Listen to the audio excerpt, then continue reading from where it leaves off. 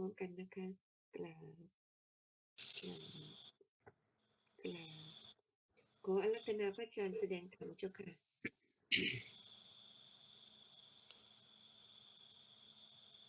นามัตถุรัตนัตยัสสะขอความนอบน้อมของข้าพเจ้าจงมีแด่พระรัตนตรัย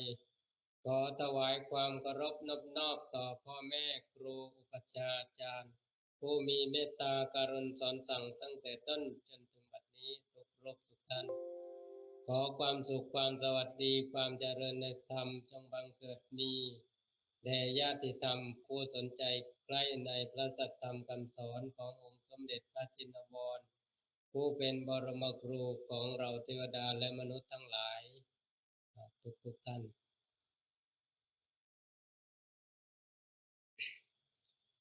ก็ในโอกาสนี้จะได้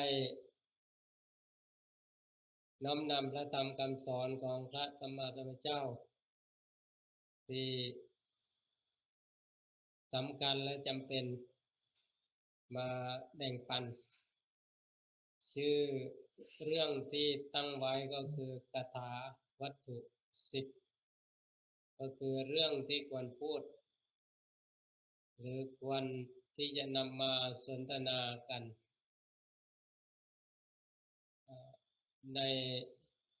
ในหมู่ภิกษุ10ประการทีนี้ในหมู่ภิกษุแล้วเกี่ยวอะไรกับเราคำว่าภิกษุเนี่ยก็คือผู้เห็นภัยในวัฏฏะสงสารเพราะฉะนั้นใครเห็นภัยในวัฏฏะสงสารก็ชื่อว่าภิกษุเพราะฉะนั้นในหมู่ภิกษุก็คือรวมทั้งเราที่ยังไม่บวชก็ก็จัดได้เหมือนกันนะภิกษุผู้เห็นภัยในวัฏฏะสงสารทีนี้มีอะไรบ้างหรือว่าที่เราฟังมาเนี่ยมันเกี่ยวกับในคาถาวัตถุบ้างไหมหนึ่งอปิชฌกะอปิชฌกถาอปิชฌกถาเรื่องความมักน้อยก็คือถ้อยคำที่ชักนำให้มีความปรารถนาน้อยไม่มากอยากได้อยากเด่นคืออันนี้ข้อที่หนึ่งข้อที่สองสันตุทิกถาความเรื่องของความสันโดษถ้อยคำที่ชักนำให้มีความสันโดษไม่ชอบฟุ้งเฟ้อหรือปลนเปลือกิเลสข้อที่สามปวิเวกกถาเรื่องความสงัดถ้อยคำที่ชักนำให้มีความสงัดกายใจข้อที่สี่อสังสักขะคาถาเรื่องความไม่คลุกคลีด้วยคำที่ชักนำให้ไม่คลุกคลีด้วยหมู่ข้อที่ห้าวิริยารัมภคาถาเรื่องการปรารภความเพียรถ้อยคำที่ชักนำให้มุ่งมั่นทำความเพียรข้อที่หกศีลคาถาเรื่องของศีลถ้อยคำชักนำให้ตั้งอยู่ในศีลข้อที่เจ็ดสมาธิคาถาเรื่องสมาธิถ้อยคำที่ชักนำให้ทำจิตตั้งมั่นข้อที่แปดปัญญาคาถาเรื่องปัญญาถ้อยคำที่ชักนำให้เกิดปัญญาข้อที่เก้าวิมุตติคาถาเรื่องวิมุตติถ้อยคำที่ชักนำให้ทำใจให้พ้นจากกิเลสและความทุกข์ข้อที่สิบวิมุตติญาณทัศนคาถาเรื่องความรู้ความเห็นในวิมุตติถ้อยคำที่ชักนำให้สนใจและเข้าใจ เรื่องความรู้ความเห็นในภาวะที่หลุดพ้นจากกิเลสและความทุกข์10ประการนี้ชื่อว่ากถาวัตถุมาในมัชฌิมนิกายมูลปานาสเล่มที่12ก็ที่292หน้า287ก็เล่มที่14มัชฌิมนิกายอุปนาสเล่มที่24อังคุตระนิกายทัสสะกถาทัสสะกวรรคทั้ง10ข้อนี้จะเห็นว่าที่พยายามเน้นย้ำก็บ่อยๆเลยเรื่องศีลสมาธิปัญญาวิมุตติวิมุตติญาณกถาหรือว่าไม่ได้มุ่งไปในทางเรียกว่ามากอยากได้ก็คือให้มีความมักน้อยก็มุ่งมั่นมาทางธรรมข้อที่1ก็คือเรื่องความมักน้อยเรื่องที่2เรื่องสันโดษที่3เรื่องสงัดมักน้อยสันโดษสงัดแล้วก็ไม่คลุกคลีด้วยหมู่คณะแล้วก็ปรารภความเพียรแล้วก็ชักนำให้ตั้งอยู่ในศีลให้มีความมั่นคงของจิตโดยความมีสมาธิแล้วก็ทำให้เกิดปัญญานำไปสู่วิมุตติก็คือความพ้นจากกิเลสและความทุกข์แล้วก็เรื่องความรู้ความเห็นในวิมุตติทั้ง10ข้อถือว่าสำคัญและก็จำเป็นถ้ามุ่งกล่าวเรื่องเหล่านี้เรียกว่าอยู่ในสิ่งที่ควรกล่าวควรสนทนากันเรียกว่ากถาวัตถุเพราะนั้นเรามีโอกาสมาพบปะกันในกลุ่มหรือในหมู่ของหรือว่าผู้ที่มุ่งมั่นเข้ามาในหลักธรรมคำสอนของพระสัมมาสัมพุทธเจ้าซึ่งพระพุทธองค์ไม่ได้เน้นย้ำเรื่องอื่นเน้นย้ำก็เพื่อเป้าหมายอันสูงสุดก็คือความหลุดพ้นแล้วก็เห็นประจักษ์ชัดในความหลุดพ้นนั้นนี่ก็ถือว่าที่เราพูดกันอยู่ประจำในกลุ่มวิปัสสนากรุ๊ปเนี่ยในวิปัสสนากรุ๊ปก็ถือว่าเข้าหลักกถาวัตถุ10ดังที่กล่าวแล้วนะ10ข้อเนี่ยถือว่าเข้าทั้งนั้นนะก็เพราะนั้นทำไมพูดอะไรก็วิมุตติก็มาจากนี้ก็คือถ้าตามเรื่องก็ต้องมีที่มาไม่ใช่ว่านึกจะพูดก็พูดไม่ใช่มันต้องมีเหตุแล้วก็สิ่งที่พูดนั้นเป็นประโยชน์ไม่ใช่เฉพาะตอนนี้แต่เป็นประโยชน์ไปยาวนานเพราะว่าเรื่องที่พูดเนี่ยคนโพสต์ก็อัดลง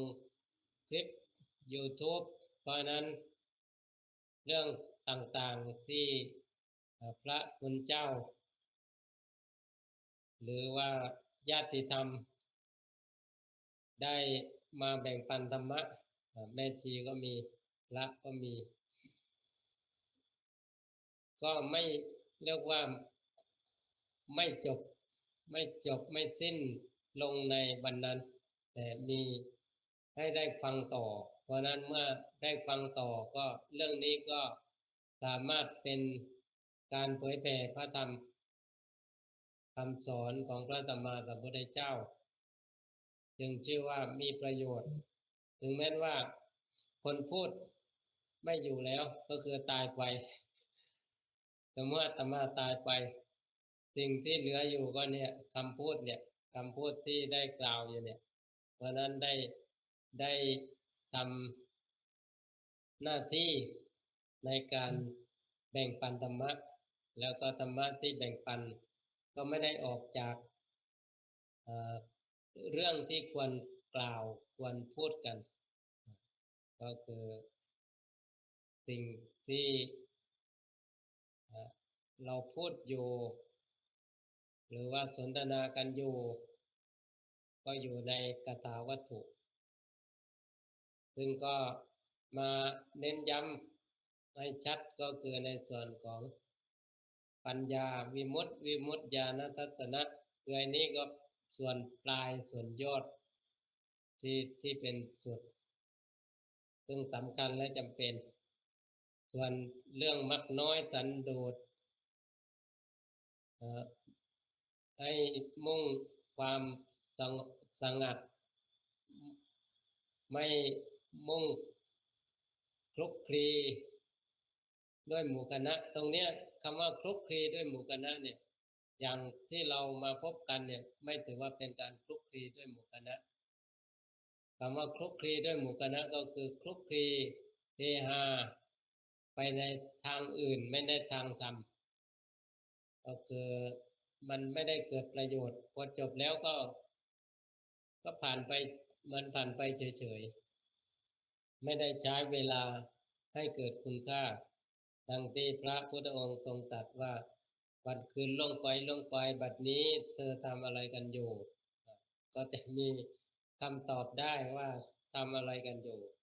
ก็คือมุ่งมั่นบากบั่น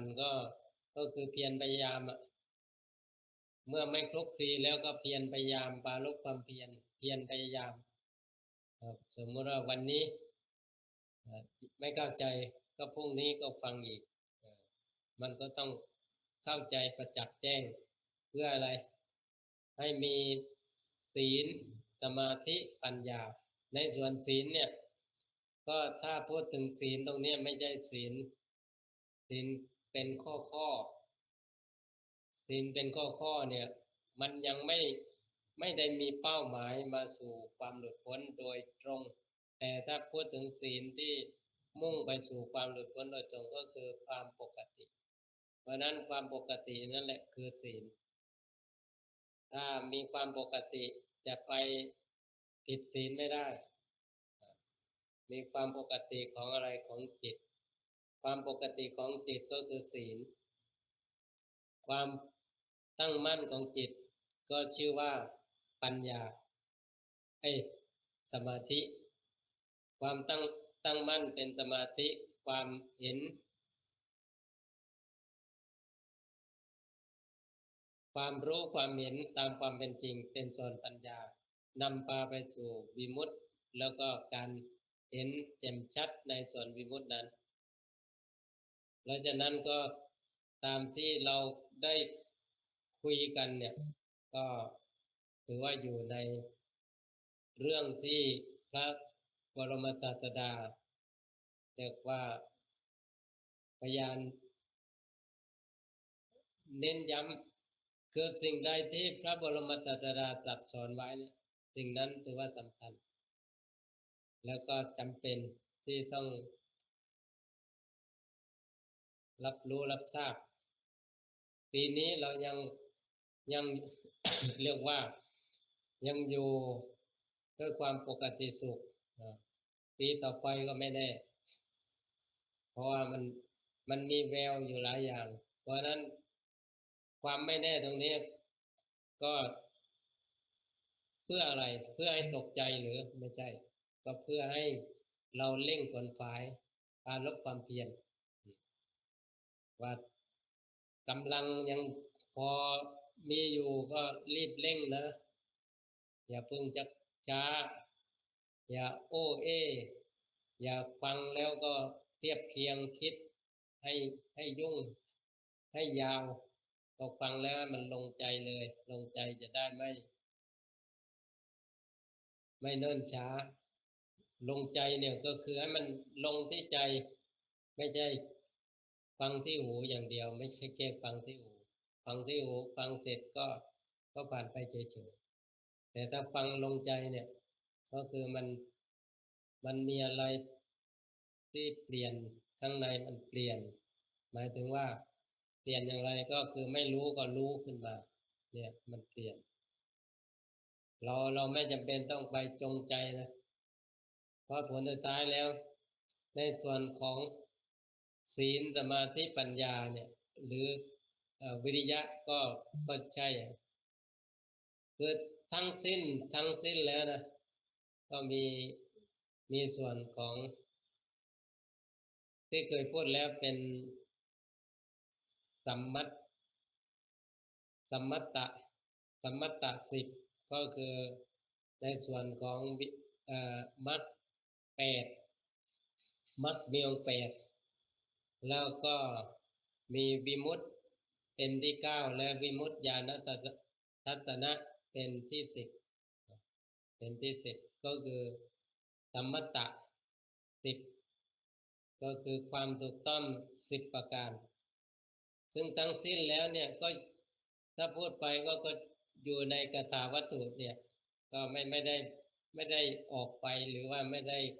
คนละเรื่องนะก็คืออันเดียวกันแต่ว่าเป็นแค่หัวข้อเพราะนั้นธรรมของพระสัมมาสัมพุทธเจ้าเนี่ยถ้าเราจับหลักได้เนี่ยก็จะเห็นได้ว่าไม่มีที่จะแยกหรือว่าคนละเรื่องกันเป็นเรื่องเดียวกันแต่ว่าเป็นการใช้ถ้อยค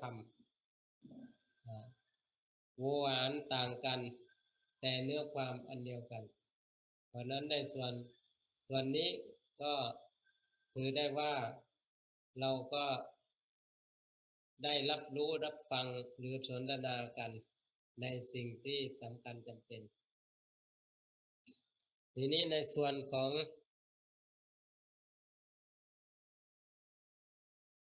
ความเพียรก็ไม่ใช่เพียรเรื่องอื่นนะเพียรดูความรู้สึกเนี่ยนี่คือเป็นความเพียรก็คือมันรู้อยู่เรื่อยๆรู้ความรู้สึกตรงนี้ก็คือความรู้สึกคืออะไรความรู้สึกก็คือในส่วนของจิตถ้าไม่มีจิตก็จะมีความรู้อะไรไม่ได้เพราะมีจิตทีนี้จิตที่ปกติก็คือศีลจิตที่ตั้งมั่นก็คือสมาธิจิตที่ประกอบด้วยความรู้ความเห็นตามความเป็นจริงชื่อว่าปัญญาเพราะนั้นเมื่อเห็นอย่างนี้ก็ชื่อว่าเดินเครื่องของมรรคอยู่เดินเครื่องของมรรคแล้วก็มีผลตามมาก็คือวิมุตติความหลุดพ้นซึ่งความหลุดพ้นจะหลุดพ้นชั่วคราวหรือหลุดพ้นถาวรก็ถือว่าได้ชิมได้สัมผัสกับสิ่งนั้นเช่นว่าความหลุดพ้นชั่วคราวก็ตถังควิมุตติหลุดพ้นชั่วคราววิคัมปนวิมุตติก็หลุดพ้นด้วยการข่มไว้สมุเฉทวิมุตติหลุดพ้นโดยเด็ดขาดนี่เรียกว่าเป็นส่วนของมรรคที่ว่าหลุดพ้นโดยเด็ดขาดสมุเฉทวิมุตติแล้วก็เมื่อหลุดพ้นโดยมรรคก็มีผลตามมาก็เป็นการหลุดพ้นด้วยผลแล้วก็สุดท้ายหลุดพ้นด้วยนิพพานซึ่งเป็นการหลุดพ้นที่แท้จริงเพราะนั้นในส่วนหลุดพ้นเนี่ยก็เป็นการหลุดพ้นโดยโดยห้าหลุดพ้นโดยห้าเรียกว่าวิมุตติหรือวิมุตติห้าซึ่งก็เคย เคยกล่าวบ้างแล้ว เพราะนั้นในส่วนของวิมุตติเนี่ยตัวสำคัญก็คือวิมุตติด้วยความปล่อย หรือด้วยความไม่ยึดซึ่งเมื่อไม่ยึดก็เป็นการหลุดพ้นโดยแท้จริงเป็นการหลุดพ้นโดยสมบูรณ์ซึ่งต้องมีอะไรเรียกว่ามีการรู้เห็นในวิมุตตินั้นด้วยถึงจะมีความสมบูรณ์วิมุตติมีแต่ว่าต้องรู้เห็นในวิมุตตินั้นด้วยเรียกว่าเป็นการหลุดพ้นโดยสมบูรณ์ซึ่งการหลุดพ้นโดยสมบูรณ์ตรงนี้เรียกว่าเจโตวิมุตติและปัญญาวิมุตติถึงความพรั่งพร้อมเพราะฉะนั้นสรุปว่าที่พูดมาหรือเราได้ฟังมาก็ถ้าให้เข้าเรื่องเข้าราวถูกต้องในส่วนของการสนทนาหรือการกล่าวก็คือกถาวัตถุที่ว่านี้ก็คือ10ประการซึ่งก็ถือว่าไม่ได้ออกนอกไปจากหลักที่พระพุทธเจ้าทรงประทานไว้เพราะนั้นก็อาตมาก็พูดไม่ยาวนะน่าจะพอเพียงในส่วนของคาถาวัตถุสิบเรื่องที่ควรพูดหรือเรื่องที่ควรนำมาสนทนากันในหมู่ผู้ที่มุ่งมั่นเพื่อไปสู่ความหลุดพ้นหรือวิมุตติเราว่าเห็นแล้วว่าภัยในการเกิดมีภัยในการแก่มีภัยในความตายก็มีเพราะฉะนั้นอะไรที่จะเป็นสาระเป็นสิ่งสำคัญก็มุ่งมั่นไปสู่ความหลุดพ้นก็เอวังก็มีด้วยประการฉนี้ที่เหลือก็เป็นช่วงของการสนทนาก็ไม่ได้ออกไปจากคาถาวัตถุสิบนะก็คือใครจะตั้งประเด็นหรือตั้งคำถามอะไรก็ให้ให้โอกาสให้เวลาที่เหลือเนี่ยได้มีการสนทนาหรือว่าเพิ่มเติมในส่วนที่จะมากล่าวอาจารย์กนสิงห์ก็เพิ่มเติมได้หรือกล่าวอะไรที่เป็นประโยชน์กับญาติธรรมทั้งหลายได้สาธุครับก็วันนี้ไม่มีอะไรนะครับขอเชิญกระไรไม่ทุกท่านสนทนาธรรมได้ครับอ่ามีอะไรที่อาจจะถามพระอาจารย์หรือว่าจะพูดถึงเรื่องการภาวนาเชิญครับสาธุครับ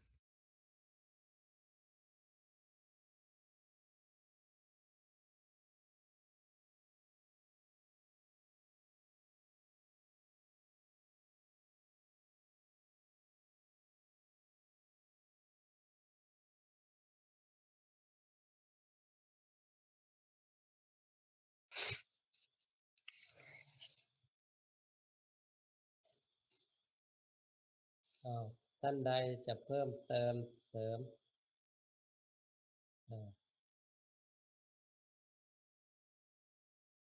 คุณแม่ชีมีอะไรเพิ่มเติมว่าไปได้นะแม่ชีจะอิ่มน้อมกลับสมัสการพระอาจารย์เจ้าค่ะไม่มีเจ้าค่ะคุณแอน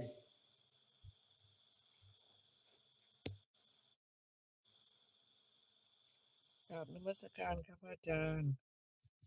โยมไม่มีอะไรค่ะโยมเข้ามาสายก็เลยไม่ฟังไม่ได้ตั้งแต่ต้นค่ะอาจารย์กราบขออภัยค่ะ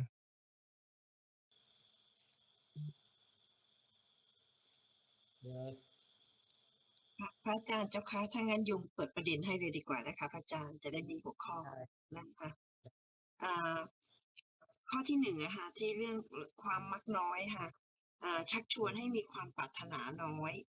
ปรารถนาน้อยในกรณีเนี้ยคือให้ปรารถนาอะไรให้มันน้อยลงอะเจ้าค่ะพวกกิเลสตัณหาให้น้อยลงถูกไหมคะ ความปรารถนาน้อย ตรงเนี้ยคือปรารถนาอะไรให้น้อย ก็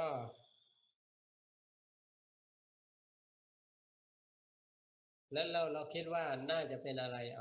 าเปิดประเด็นขึ้นมาลองคิดดูสิ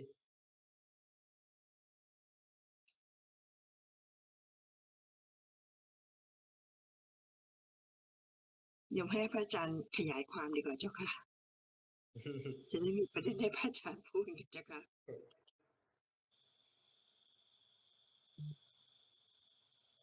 ความมักน้อยเนี่ย ความมักน้อยก็คือ ถ้าเป็นภิกษุก็คือปัจจัยสี่เนี่ยคือมีความพอเพียงในปัจจัยสี่เพราะว่าในการเป็นไปของชีวิตก็มีปัจจัยในการเลี้ยงชีพเลี้ยงชีวิตซึ่งปัจจัยเลี้ยงชีวิตก็คือปัจจัยสี่ก็มีอะไรมีอาหารมีจีวรนะเวลาพระพิจารณาเนี่ยก็คือมีจีวรปฏิสังขายโยนิโสจีวรังปฏิเสวามิยาวะเทวะสีดัสสะปสิกาตายะอุนัสสะปฏิกาตายะดังสมกะสวาตาตปะสิริงสปะสัมปัสสานังปฏิกาตายะยาวะเทวะอิริโกปินะปฏิชาตนัสสังเราย่อมพิจารณาโดยแยบคายแล้วนุ่งห่มจีวรไม่ใช่เป็นไปเพื่ออื่นก็คือเพื่อป้องกันร้อนป้องกันหนาวป้องกันเหลือบยุงลิ้นไล ไต่ตอมเพราะนั้นถ้าว่าอย่างนี้พระมีจีวรเพื่อห่ม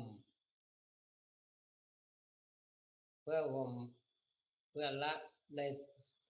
เพื่อห่มเพื่อไม่ให้เกิดความละอาย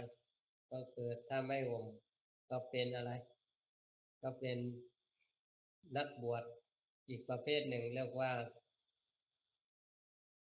นุ่งลมห่มฟ้าแต่ว่าในพุทธศาสนาเนี่ยพระสัมมาสัมพุทธเจ้าให้อยู่กลางๆก็คือมีจีวรเพื่อปกปิดอวัยวะให้เกิดความละอายแล้วก็ป้องกันร้อนป้องกันหนาวป้องกันยุงเหลือบลิ้นไลที่มาไต่ตอมทีนี้ถามว่าถ้าเรามุ่งมั่นในการไปสู่ความหลุดพ้นคือเราจะสะสมเสื้อผ้า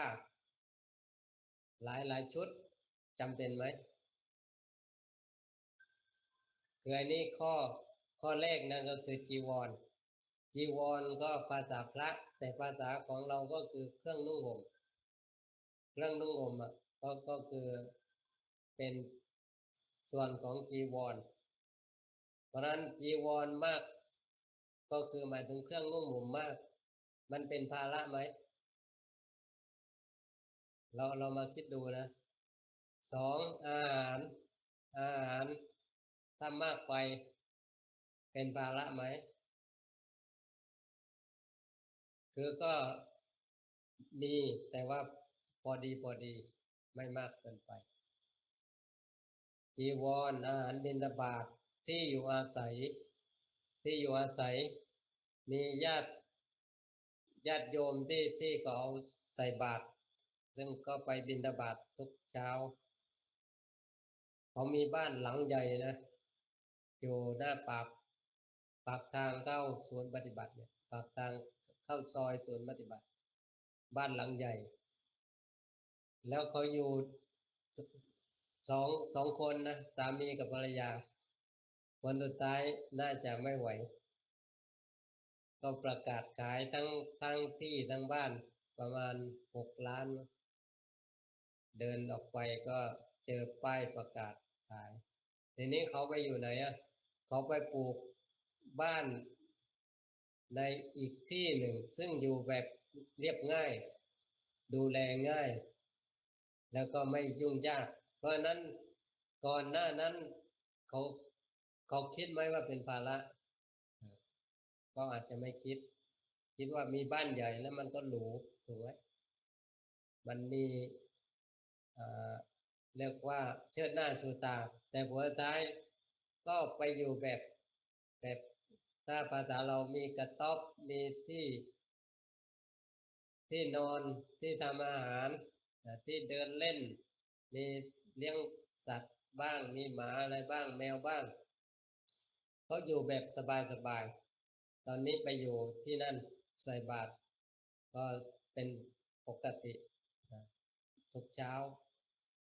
เพราะนั้นจะเห็นได้ว่าถ้าเข้าสู่ระบบของความพอเพียงหรือมักน้อยเนี่ยก็คือจะ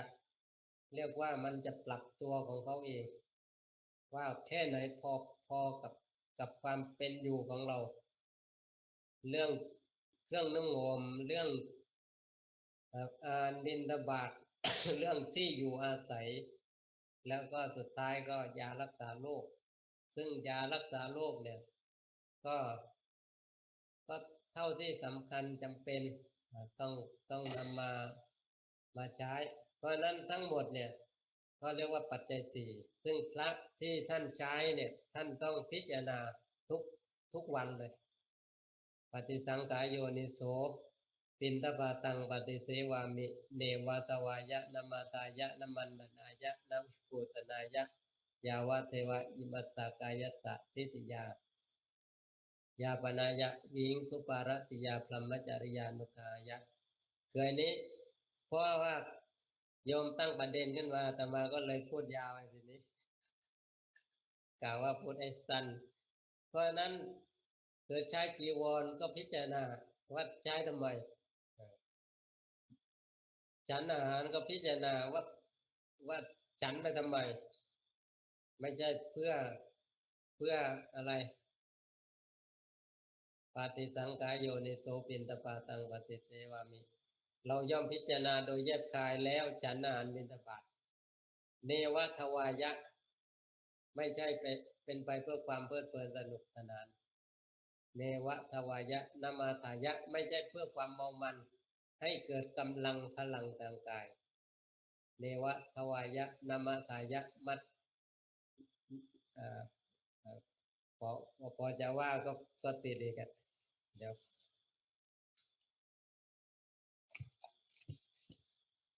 พิจารณาอยู่ทุกวันนะเราย่อมพิจารณาโดยแยบกายแล้วฉันอาหารบิณฑบาตไม่ใช่เป็นไปเพื่อความเพลิดเพลินสนุกสนานไม่ใช่เป็นไปเพื่อประดับไม่ใช่เป็นไปเพื่อตกแต่งแต่เพื่อความตั้งอยู่ได้แห่งกายนี้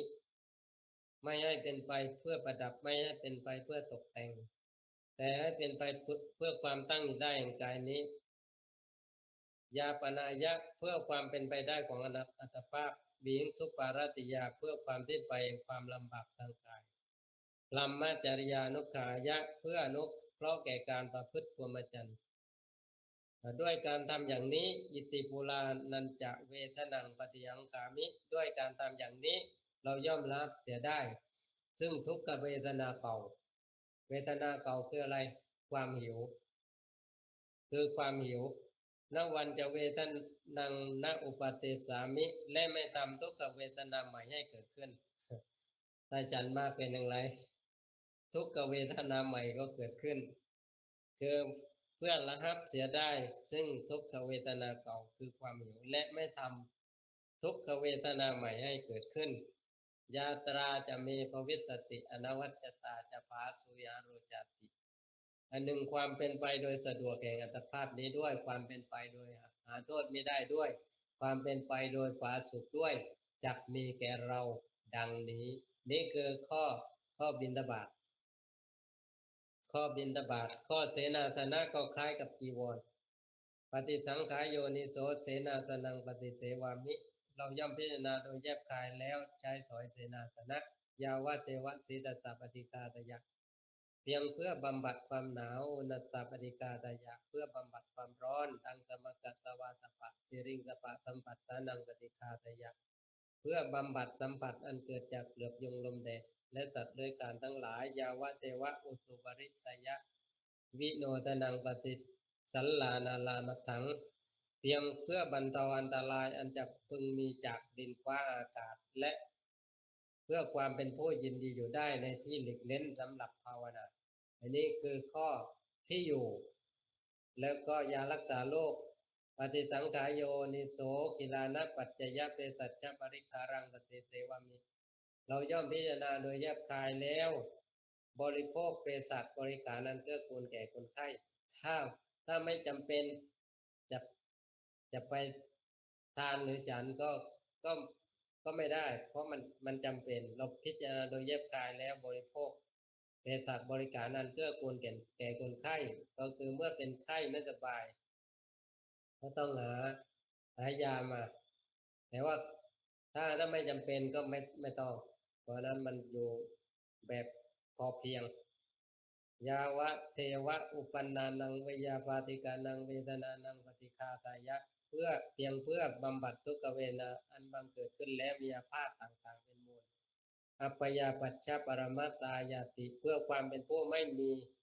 โรคเบียดเบียนเป็นอย่างยิ่งดังนี้เพราะนั้นในปัจจัยสี่เนี่ยก็ถือว่าเป็นเครื่องปฏิบัติให้มีความมักน้อยก็คือไม่มากเกินไปแล้วเป็นอย่างไรในทางโลกเป็นอย่างไรนะก็จะเป็นอย่างไรก็เราก็ลองพิจารณาดูนะมันเป็นภาระไหมมีเสื้อผ้าหลายชุดเนี่ยเป็นภาระไหมชุดนี้ยังใส่ไม่กี่ครั้งเลยแล้วไปซื้อใหม่มาอีกอย่างนี้เป็นภาระไหมจีวรที่พระใช้เนี่ยใช้จนขาดใช้จนบางทีก็ใช้ไม่ได้บางรูปท่านใช้หลายปีกว่าจะสละหาชุดใหม่เพราะนั้นมันใช้ไม่ได้แล้วถึงสละอย่างอาจารย์เจ้าคุณที่ธรรมโมลีท่านใช้จนซีดแล้วก็คือมันขาดหรืออะไรท่านให้โยมไปปากไปตัดไปเย็บให้คืออันเดิมนั่นแหละคือแสดงว่าอะไรก็คือเรียกว่ามักน้อยคืออันนี้เราจะเห็นว่าถึงแม้ว่าท่านหาเงินหรือว่าบอกบุญทำนั่นบ้างนี้บ้างแต่ว่าในความเป็นอยู่ของท่านเนี่ยท่านเป็นอยู่แบบมักน้อยคือมักน้อยคืออันนี้เป็นนิสัยของพระนิสัยของพระที่ได้สั่งสมมาโดยมากเป็นผู้มีความประหยัดก็คือเป็นแบบใช้เห็นคุณค่าเคยได้ยินหลวงพ่อพุทธทาสเนี่ย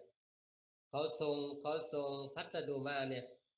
คือโดยมากพอพัสดุมาถึงก็หากรรไกรมาตัดตึ๊บหรือมีดแล้วก็ทิ้งซะ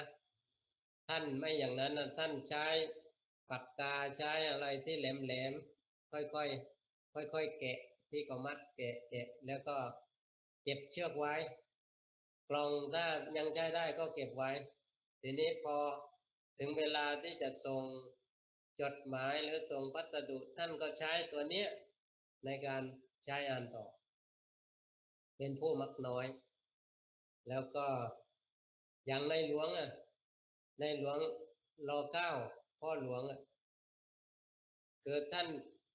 ทำโครงการเศรษฐกิจพอเพียง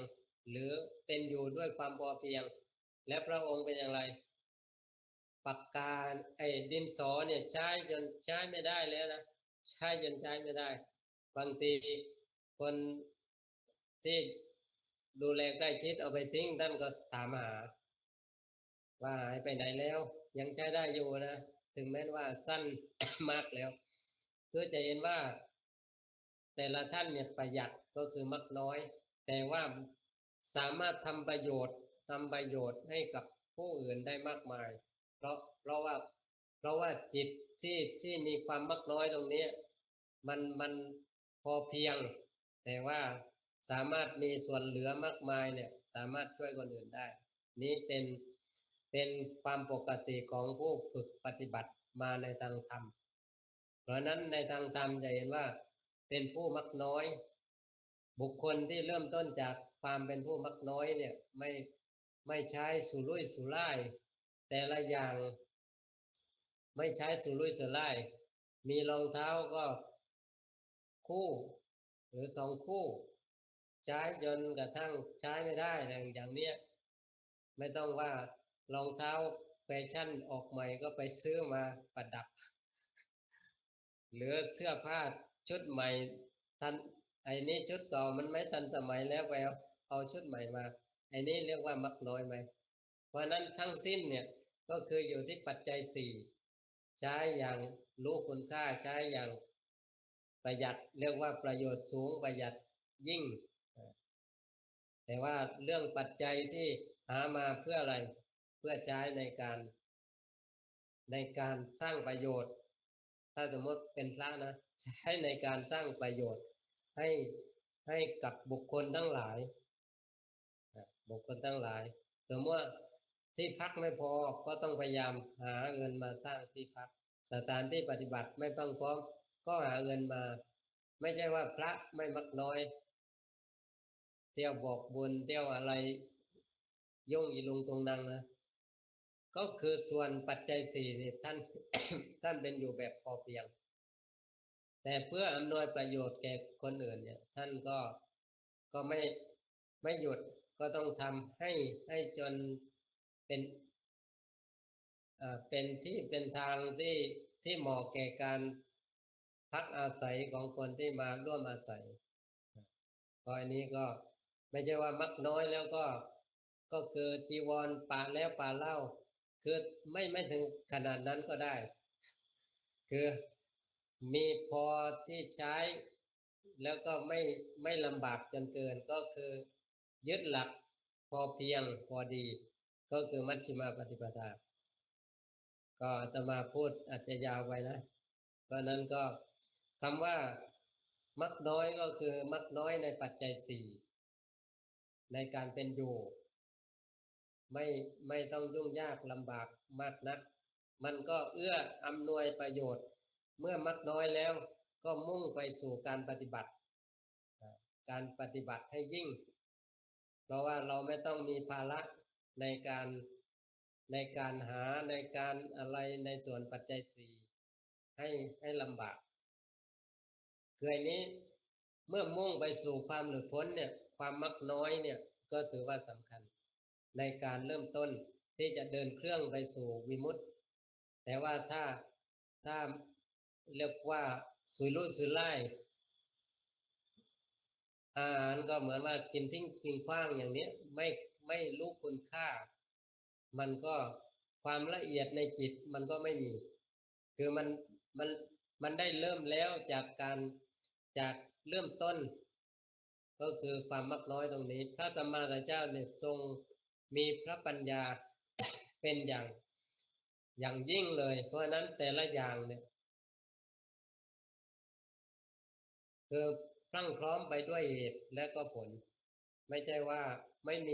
มีผลว่าทำไมอย่างนี้ทำไมอย่างนั้นเพราะนั้นแต่ละอย่างมีเหตุมีผล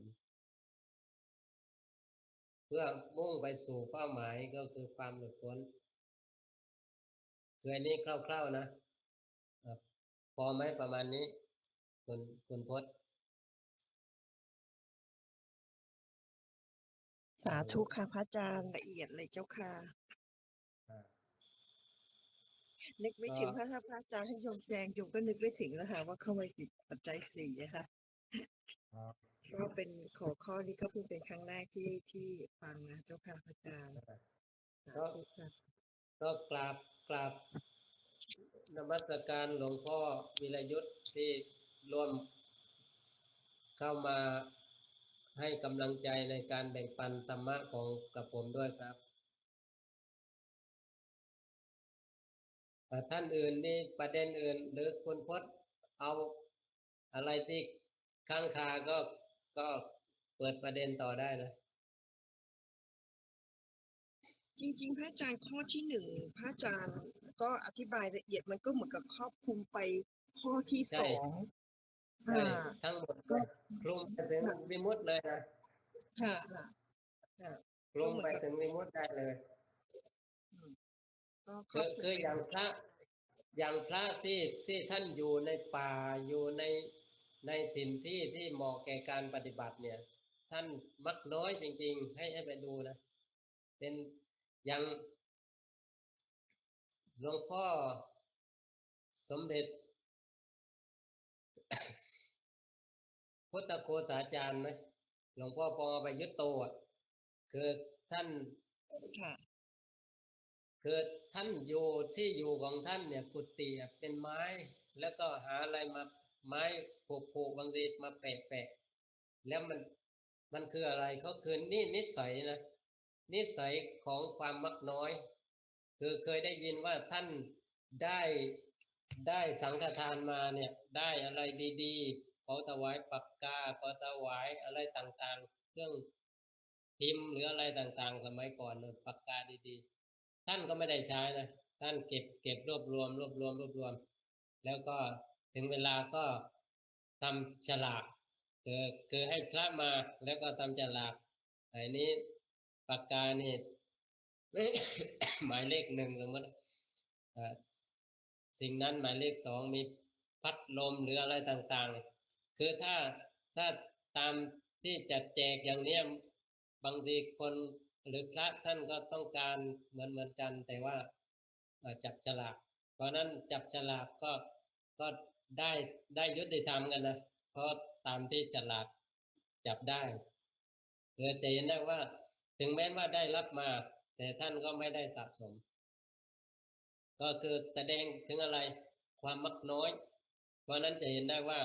ผู้ที่มีธรรมละเอียดบุคคลนี้ก็มีจิตละเอียดตั้งแต่ต้นตั้งแต่การใช้ปัจจัยสี่ตั้งแต่มักน้อยในส่วนปัจจัยสี่มันถึงก้าวไปสู่ธรรมที่ลุ่มลึกละเอียด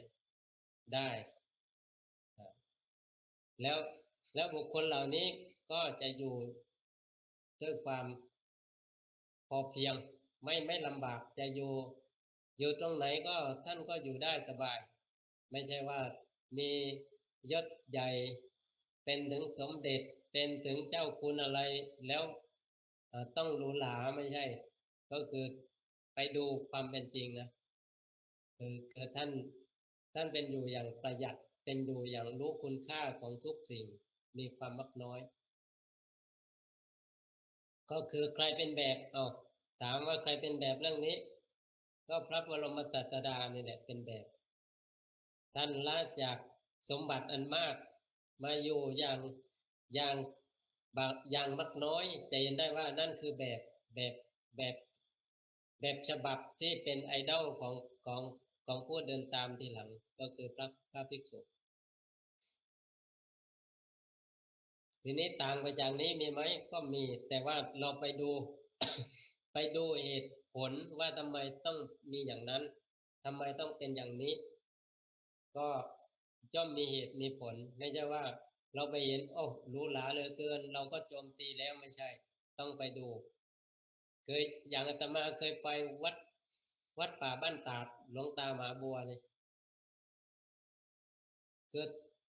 ศาลาไม้ที่เป็นศาลาใหญ่นะศาลาไม้คือท่านสามารถสร้างให้อลังการเท่าไหร่ก็ได้เพราะว่าท่านมีกำลังบุญบารมีพร้อมแต่ท่านสร้างเท่าที่จำเป็นเกิดนี้อาตมาเกิดเมื่อก่อนนะท่องไปทั่วเลยนะวัดป่าวัดป่าวัดหนองป่าพงก็ไปวัดวัดป่าบ้านตาดแต่อีกชื่อหนึ่ง หรือไม่ก็ส่วนโมกขปารารามเกิดจะเห็นว่าการเป็นอยู่ของพระผู้ที่ขึ้นมาเป็นผู้สอนผู้อื่นเนี่ยหรือเป็นผู้มีชื่อเสียงเนี่ยไปดูภูมิแล้วภูมิการเป็นอยู่ของท่านเนี่ยเรียบง่ายเป็นอยู่เรียบง่ายแล้วก็ท่านเป็นอยู่เรียบง่ายอย่างเนี้ยท่านสร้างประโยชน์ได้ยิ่งใหญ่เพราะว่าเกิดจากจิตที่มันพอเพียงเนี่ยท่านหลวงตามหาบัวเนี่ยท่านมีสาขาวัดเยอะเลยอาตมาก็ไปอยู่ที่หนึ่งที่เป็นสาขาถึงเวลาท่านก็จัดจตุปัจจัยหรือจัด ทั้งสิ้นน่ะทั้งอาหารจนไปถึงยารักษาโรคจัดส่งไปทุกสาขาที่อยู่ใกล้ๆเนี่ยเพราะนั้นท่านทำอย่างนี้จริงๆที่วัดเป็นอย่างไรก็ไม่ได้หรูหราอะไรมากไปดูแล้วก็แบบพอเพียงตั้งแต่ศาลาที่เป็นที่ต้อนรับหรือแสดงธรรมของท่านแต่ว่าท่านทำประโยชน์ออกมาทำโครงการภาพป่าช่วยชาติอะไรอย่างเนี้ยท่านออกมาทำเกิดนี้อาตมาเกิดที่เขาประกาศว่าทอดผ้าป่าทองคำอะไรอาตมาก็ตอนแรกก็ฟังว่าทำไมพระต้องมาดิ้นรนอย่างนี้คิดนะแต่ว่าพอเห็นถึงความจำเป็นที่ท่านทำมันมีผลอาตมาก็มีส่วนในการทำบุญด้วยแล้วก็ยิ่งไปเห็นปฏิปทาการเป็นอยู่คือคำพูดกับความเป็นอยู่มันตรงกันท่านสอนพระให้มุ่งมั่นในการปฏิบัติไม่ได้มุ่งมั่นในการสะสมหรืออะไรให้มากในวัตถุอะไรอย่างเนี้ยเคยได้ยินหลวงพ่อเยือนขันติปโลเนี่ยท่านไปอยู่กับหลวงตามหาบัวแล้วท่านหลวงตามหาบัวได้ปากกามาอย่างดีเลยนะ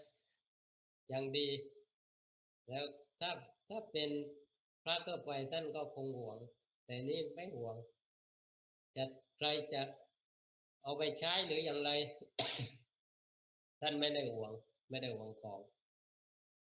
คือนี้จะเห็นได้ว่ามันเกิดจากจิตที่ว่าฝึกไว้ดีในส่วนของความมักน้อยตั้งแต่ข้อที่หนึ่งเป็นต้นไปนะต่อมาก็ขยายให้ยาวอีกนะก็น่าจะพอแล้วในส่วนที่อธิบายในความมักน้อยนะ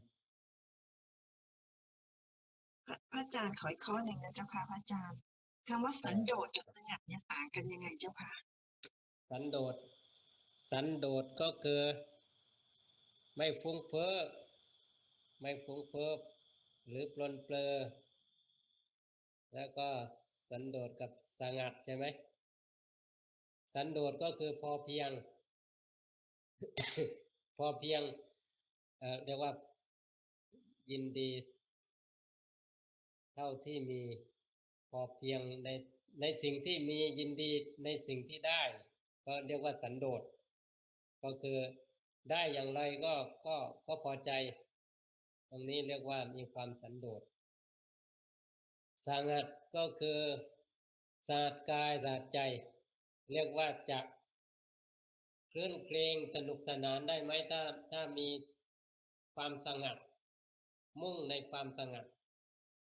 จะมีความกระเลิกคลื่นเพลงให้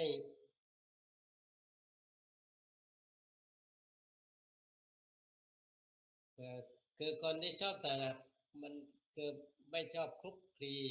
มันเกี่ยวกับไปถึงการไม่ชอบคลุกคลีคือถ้าเป็นผู้ปฏิบัติเนี่ยชอบอยู่เงียบสงบเพราะว่ามันจะได้อารมณ์เห็นอะไรเห็นจิตได้ชัดเมื่อจิตนิ่งก็จะยิ่งเห็นจิตได้ชัดจิตมันไหวขึ้นมาเห็นได้ชัดเพราะอะไรเพราะมีความสงบ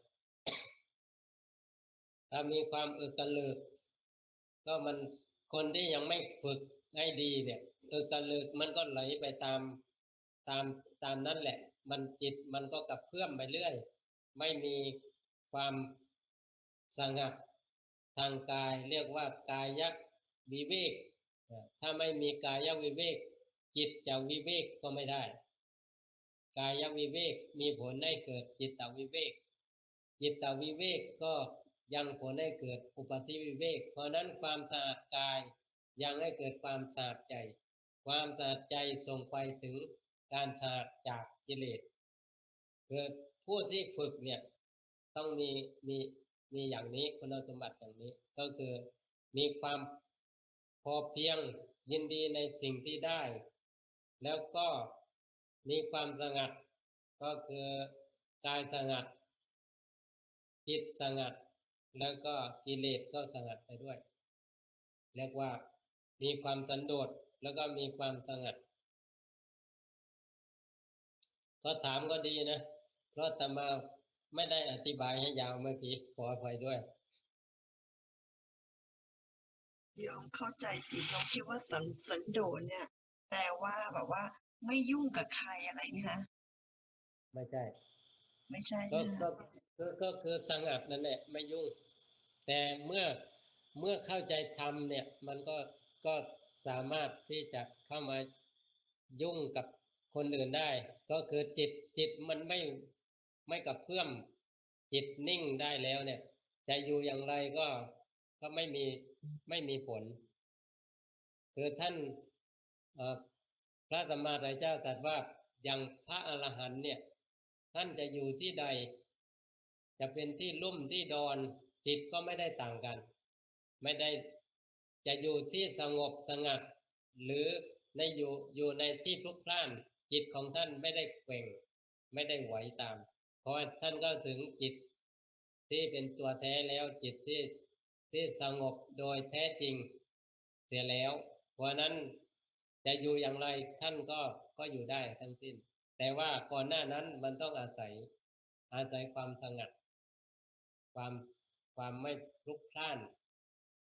เพราะนั้นมันก็เป็นสัปปายะที่เคยพูดก่อนหน้านี้แล้วนะก็คือความไม่พลุกพล่าน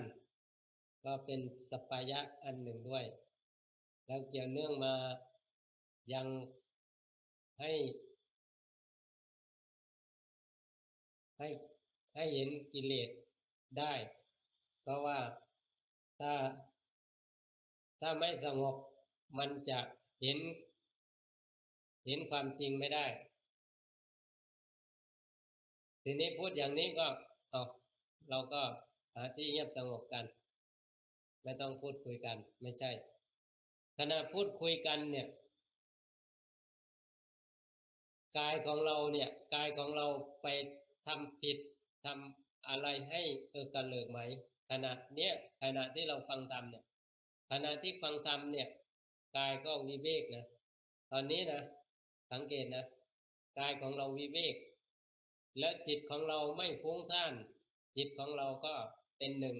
จิตของเราก็ตั้งมั่นเรียกว่าจิตวิเวกแล้วก็เห็นความจริงด้วยปัญญาว่าแท้จริงเนี่ยความ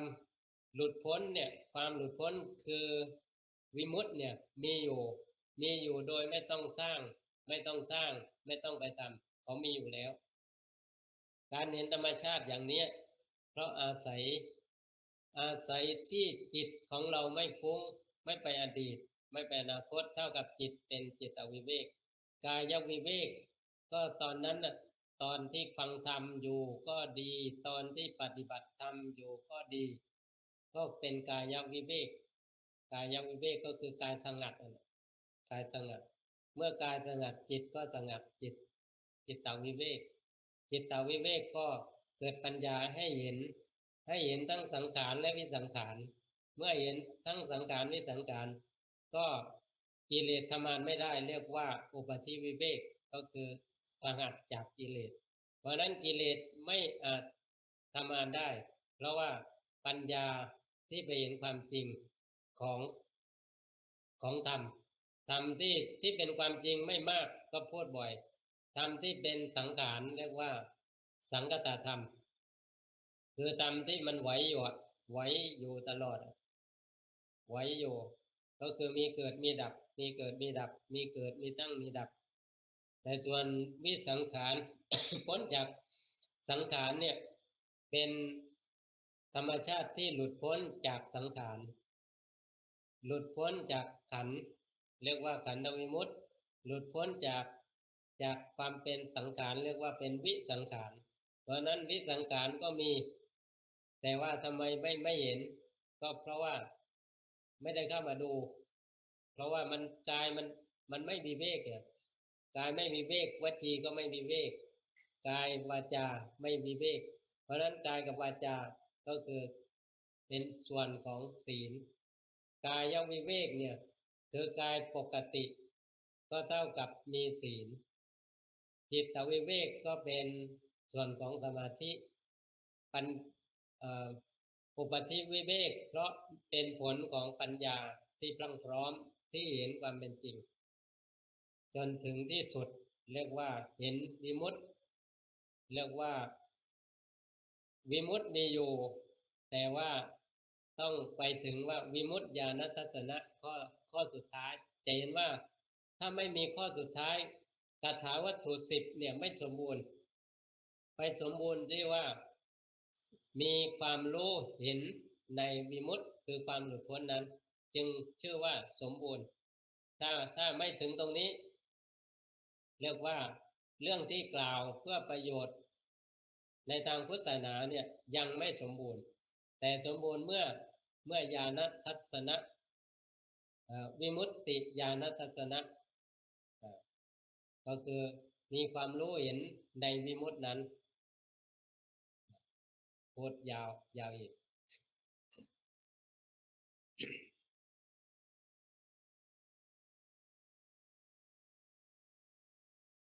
พอเข้าใจไหมหนอ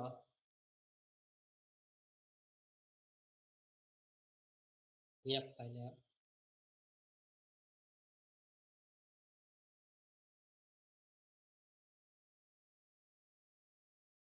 สาธุเจ้าค่ะพระอาจารย์เข้าใจค่ะ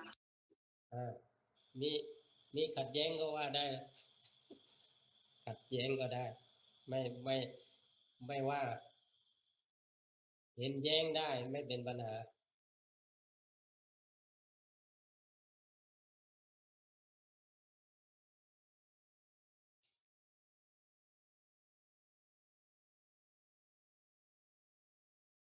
มีข้ออื่นอีกไหมหนอ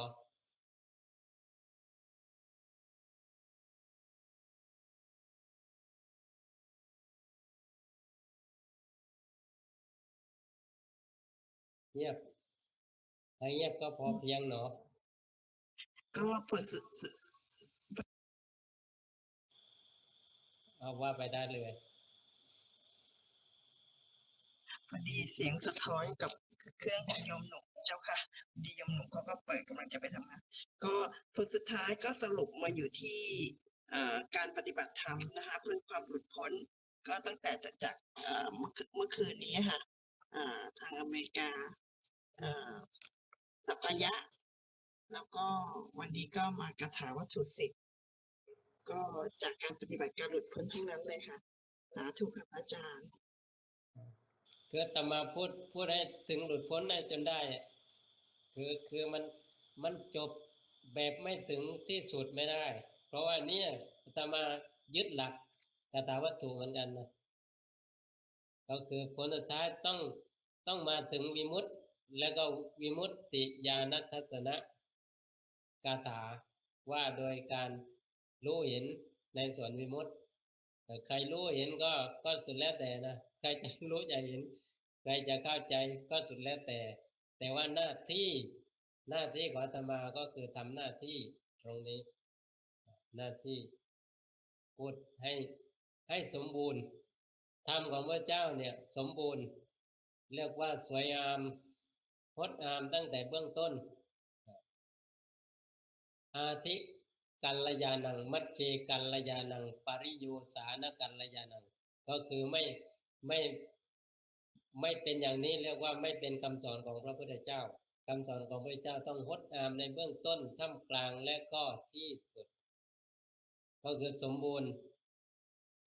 ทุกครั้งที่ท่านจับสอนเนี่ยถ้าฟังถ้าเรียกว่าวิเคราะห์หรือเข้าไปเจาะประเด็นจะเห็นว่าสวยงามงดงามมีความงดงามในธรรมเพราะว่าถึงที่สุดนั่นแหละเรียกว่าธรรมของพระพุทธเจ้าถ้าถ้าสอนไม่ว้วนไม่ถึงวิมุตติไม่ถึงที่สุดไม่หลุดพ้นก็ถือว่ามันยังไม่สมบูรณ์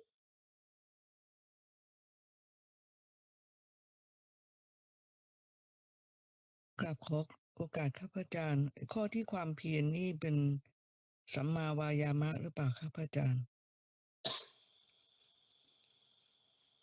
ปาลบความเพียรวิริยาลัมภกถา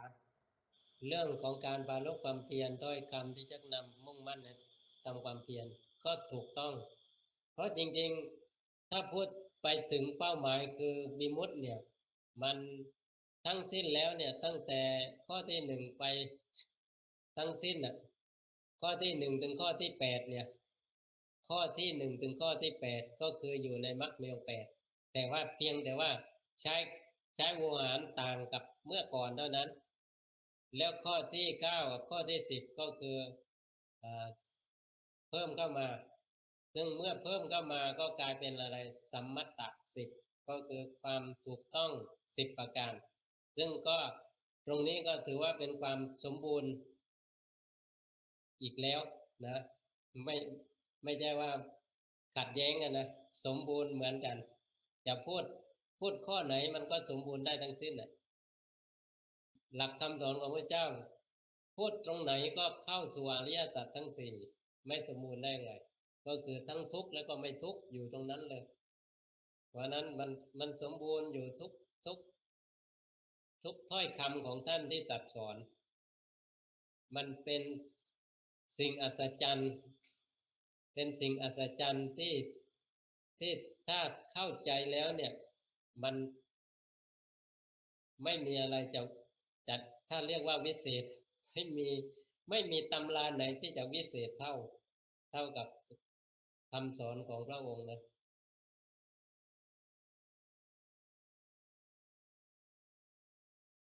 สาธุครับอาจารย์แล้วข้อที่วิมุตติกับวิมุตติญาณทัศนะนี่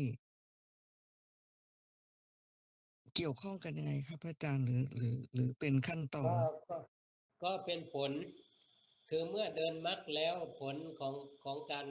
เดินเครื่องของมรรคเนี่ยจิตที่เป็นมรรคจิตเนี่ยก็เกิดผลก็คือภละจิตตรงนี้คือความหลุดพ้นแล้วเห็นในความจริงตรงนั้นก็มีความร่องพร้อมแห่งวิมุตติญาณทัศนะก็คือเกี่ยวเนื่องจะพันกันมันแยกไม่ได้ความจริงแยกไม่ได้ทั้ง10ข้อเนี่ยไม่ใช่ว่าไม่เกี่ยวกันเกี่ยวพันกันแยกกันไม่ได้เลยเป็นความสัมพันธ์พรั่งพร้อมสมบูรณ์จนถึงที่สุดถ้าดำเนินตามคาถาวัตถุ10เนี่ยถามว่าเป้าหมายถึงไหนถึงความหลุดพ้นครับอาจารย์ใช่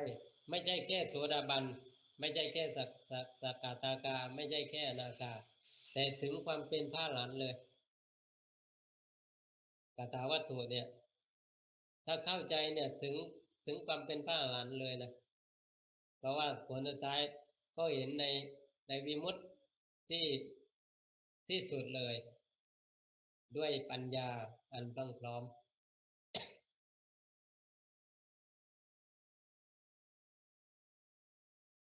ก็ถือว่าเป็นเหมือนแผนที่กับเส้นทางที่นำไปสู่วิมุตติครับอาจารย์ครับใช่ก็ใช่เป็นจริงๆมันดำเนินไปด้วยกันเลยนะไม่ใช่ว่าคนละข้อนะไม่ใช่ไม่ใช่ว่าคนละเรื่องนะมันเป็นเรื่องเดียวกันนะแต่แยกออกมาให้เห็นว่าบุคคลที่มีเป้าหมายชัดเจนเพื่อความหลุดพ้นเนี่ยย่อมมีอยู่ใน10 ข้อนี้จะมีมากมีน้อยก็สุดแล้วแต่นะแต่ว่ามี บุคคลเหล่านี้จะเห็นว่านิสัยหรือความเป็นอยู่ไม่ได้เหมือนกับคนทั่วไปที่เรียกว่าหลงโลกนะบุคคลเหล่านี้เป็นผู้ที่สั่งสมบารมีมาพรั่งพร้อมเขาจะมีอะไรต่างกับคนทั่วไปซึ่งแยกกันได้เลย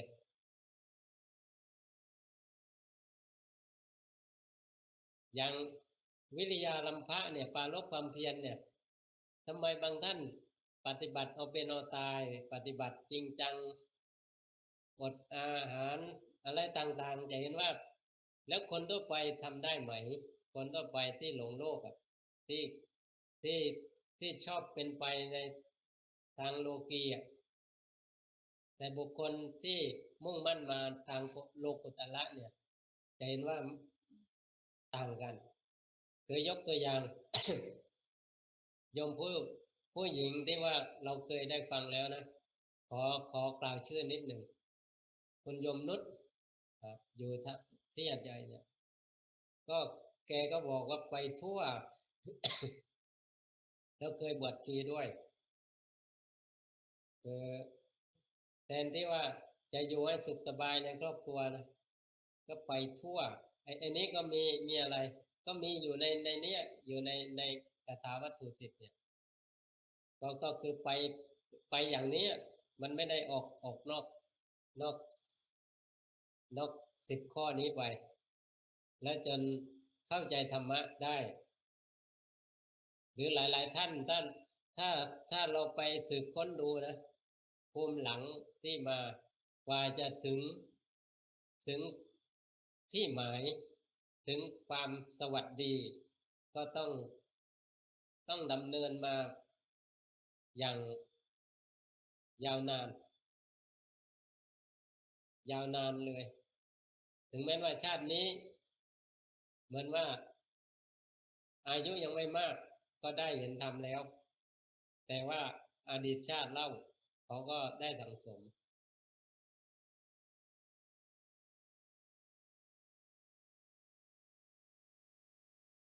เมื่อคืนคุยในกลุ่มไม่เอาอะไรไม่เป็นอะไรแล้วก็มีอันนี้พูดนิดหนึ่งข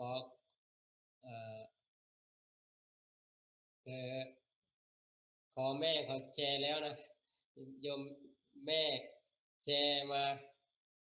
เพราะมีลูกที่ว่าเดินมาตั้งธรรมนะแล้วอาตมาก็สนทนาธรรมกับเข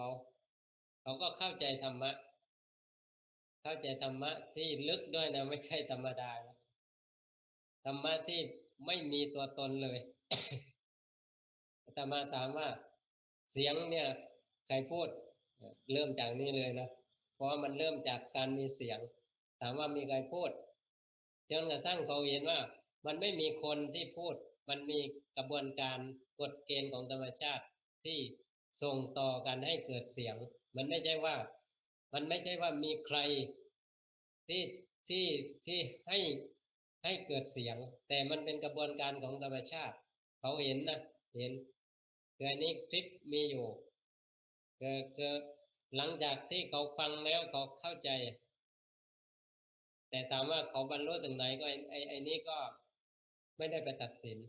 แต่อย่างน้อยเขาเป็นผู้ที่ตื่นขึ้นมาจากเด็กน้อยนะเด็กน้อยที่อายุยังไม่มากแต่ว่าเขาสั่งสมมาแล้วก็ได้ฟังเรื่องราวที่พูดถึงเนี่ยก็คือสนทนากันในคาถาวัตถุเนี่ยก็คือวิมุตติคาถาก็คือพูดในเรื่องของความหลุดพ้นก็คือเกี่ยวกับอะไรความเป็นอนัตตาแล้วก็เขาก็เดินเครื่องของจิตใจเหมือนกันเดินเครื่องเพราะว่าเขาสั่งสมมาเนี่ยมันไม่ยากหรือบาง เด็กบางคนก็คุยไม่ได้แต่ว่าเด็กคนนี้คุยได้เพราะว่าอาตมาเคยรู้จักมานานแล้วเขาอยู่กับแม่แต่ว่าแม่ก็นำมาเจอกันครั้งแรกอาจารย์คือ ถ้าลูกอยากจะบวชเนี่ยยอมเต็มใจเลยเขาพูดแม่เป็นคนพูดทีนี้ต่อมาก็เขาไปปฏิบัติก็พาลูกไปปฏิบัติด้วยไปทำบุญก็พาลูกไปทำบุญด้วย มันสั่งสมจนถึงปัจจุบัน แล้วก็เขาพูดฟังแล้วชัดเจนด้วยไม่ใช่ว่าเขาแกล้งพูดนะคือแม่สัมภาษณ์ออกคลิปถ่ายคลิปและส่งมาอาตมาบอกว่าขอแชร์นะเขาก็บอกว่าได้ก็แชร์ทีนี้เดี๋ยวถ้ามันไม่ เรียกว่าไม่เป็นขัดแย้งในกลุ่มวิปัสสนาก็จะแชร์ลงมาในวิปัสสนากลุ่มให้ฟังบ้างเพื่อจะได้รับรู้รับทราบว่าเด็กก็เข้าใจทำได้ไม่ใช่ว่าคน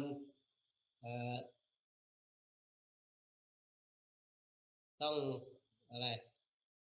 คลุกคลีกับวัดมากมายถึงจะเข้าใจก็คนทั่วไปเนี่ยถ้าเดินเครื่องในส่วนของกถาวัตถุถูกต้องก็เข้าใจได้เขาเข้าใจได้เพราะว่าประการแรกเขามีบุญที่สั่งสมมาดีประการที่สองได้ฟังทำในส่วนของกถาวัตถุแต่ไม่ได้พูดเป็นข้ออย่างนี้นะก็คือเอาที่เขารับได้เท่านั้นน่ะคือธรรมของพระเจ้าเนี่ยจะหยิบตรงไหนมาก็ได้หยิบตรงไหนมาแสดงชี้แจงก็ได้แต่ว่ามันอยู่ในอันเดียวกันนั่นแหละอยู่ในหม้อเดียวกันนั่นแหละคือในหม้อเดียวกันแต่ว่าจะมีรสเรียกว่ารสอันไหนบ้างก็สุดแล้วแต่มันรวมอยู่ประมาณนี้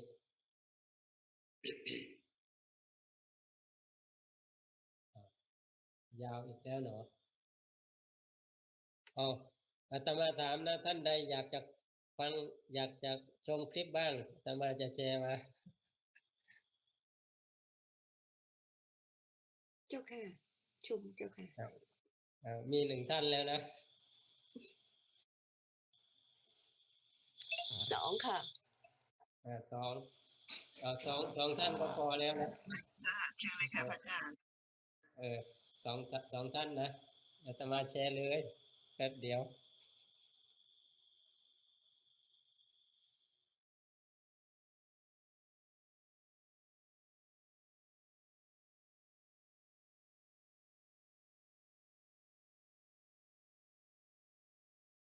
แชร์ไปแล้วทีนี้ถ้าไม่มีคำถามแล้วก็น่าจะพอถ้ามีคำถามก็ยังต่อได้เลย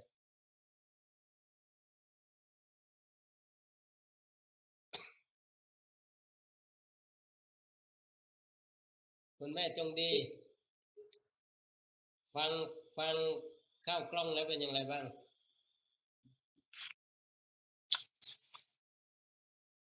เข้าใจค่ะ เข้าใจว่าอย่างไรว่าเขาเข้าใจทำหรือไม่เข้าใจทำ เข้าใจทำเจ้าค่ะ แล้วเขาเอาไปใช้ในชีวิตได้ไหม ได้เจ้าค่ะ เพราะว่าเขาไปต่อยกันถูกเพื่อนต่อยอะค่ะ แล้วแม่ เสร็จ ถาม แล้ว ว่า ก็ ยังไง เดี๋ยวแล้วก็เขาเกิดเวทนา แต่เขาก็ไม่โกรธค่ะ เห็นไหมคือเขาเข้าใจทำเนี่ยเอาไปใช้ในชีวิตได้คือไม่ใช่ว่าทำเนี่ยมันอยู่ในพระไตรปิฎกอยู่ที่วัดสำคัญเฉพาะพระแม่ชีคนทางโลกไม่อาจเอาไปใช้มันไม่ใช่มันเป็นของสาธารณะถึงทั่วกับทุกคนที่มุ่งมั่นเข้ามาศึกษาหรือปฏิบัติหรือมุ่งหวังในพระสัทธรรมคำสอนเพราะนั้นเมื่อเป็นเช่นนี้ทุกชีวิตถ้าไม่ละเลยนะไม่เพิกเฉยต่อธรรมนะก็สามารถใช้ธรรมหรือใช้ประโยชน์จากธรรมะได้ตั้งแต่เล็กแต่น้อยเลยคืออันนี้จะเห็นว่าตั้งแต่เล็กแต่น้อยเขาใช้ได้เลยนะเขาใช้ได้ในการ เป็นอยู่ในการเป็นไปของชีวิตของการเป็นไปขณะที่เรียนรู้อยู่ที่โรงเรียนก็เอาธรรมะไปใช้ได้ อาจารย์กนสิงห์ฟังแล้วเป็นอย่างไรเข้ากล้องอ่ะ อ๋อสาธุเลยครับอ๋อเหมือนกับว่ามีมีบารมีอะครับมีบารมีต่อไปเป็นประโยชน์ต่อพุทธศาสนานะครับ ก็ผมนึกเอานะครับว่าน้องเกากล้องจะมีปริญญาด้วยครับ สาธุครับนี่นึกเอานะครับ สาธุสาธุบุญเก่าที่หนุนนำมาถ้าไม่มีอย่างอื่นนะก็น่าจะพอเพียงแล้วมั้ง